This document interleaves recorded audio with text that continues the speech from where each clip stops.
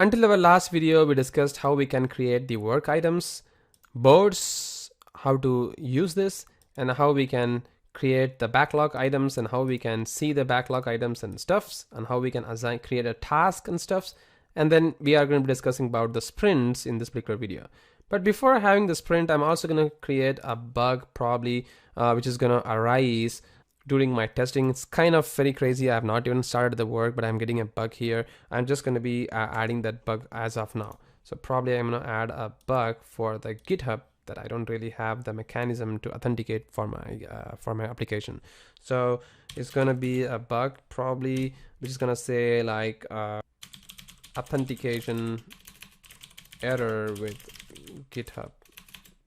And then I'm just gonna save this. So this way you can see that I can also have a bug. Oops, I guess this guy is turned into a user story, which is kind of crazy. So now if you have this kind of situation, like you have different kinds of thing, you were expecting this to be like a bug, but unfortunately this becomes like a user story. Then you can click this guy, the three dots here, and then you can change the type. So basically you can change the type from a user story to a bug, and you can say that wrongly added, which is going to be happening most of the time.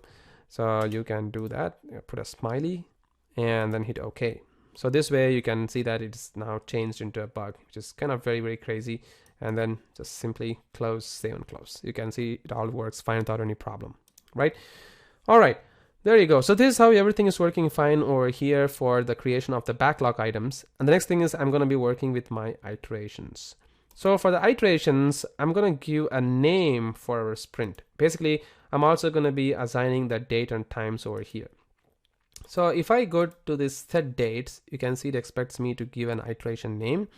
So you can see the current date, what I have right now is Sunday, which is going to be June 2. So probably I'm going to start my sprint from June 3 through June 14, which is like 2 weeks sprint, which is kind of good.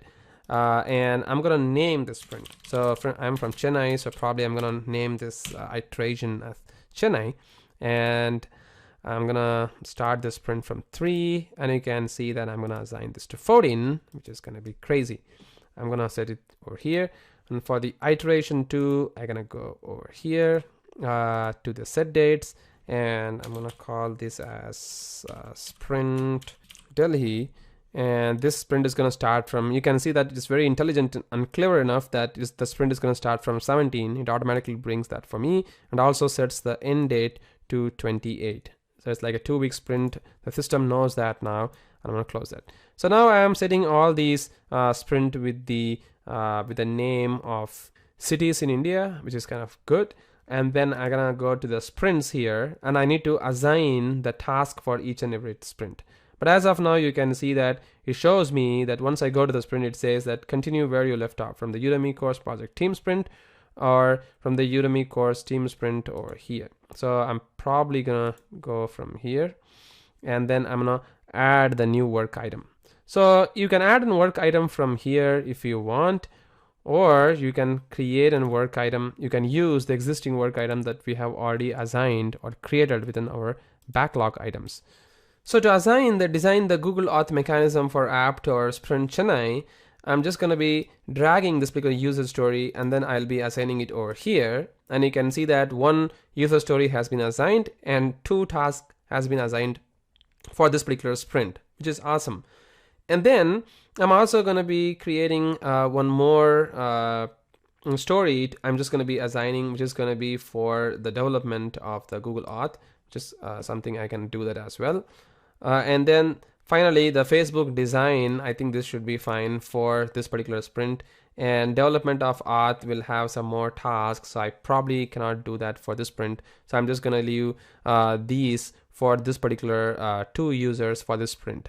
So now if I go to the sprint Chennai, you can see that I actually get the 2 tasks over here. But for this particular development activities, I don't really have anything, but actually I have put that over here.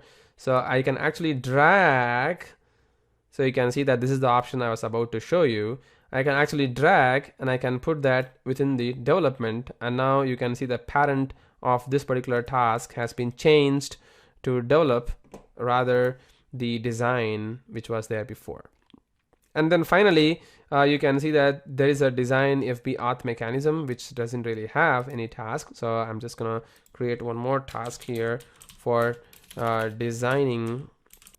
I'm gonna hit save. So this way I have all the tasks for me. And the final thing is the capacity planning. So if I go to the capacity, I can see that I currently have Execute Auto user, which is me, and I can see that I can be involved in the designing activity. So basically I do only designing. So I'm just gonna say I have a capacity of 6 hours per day. And then I'm also gonna add one more user who is gonna be Karthik. Again, it's me. So I'm just gonna be adding that user as well. And I'm the one who's gonna be in the development, probably have like 7 hours of capacity per day, 1 hour for the meetings. I'm just gonna hit save. And this is my capacity, and I can go to the backlog, and you can see within the task board, I can see all the tasks which is currently over here. And similarly, so now once we start working with the task, then we can put this into active, and then we can put the resolved and closed if we want. So we can keep on doing that as well.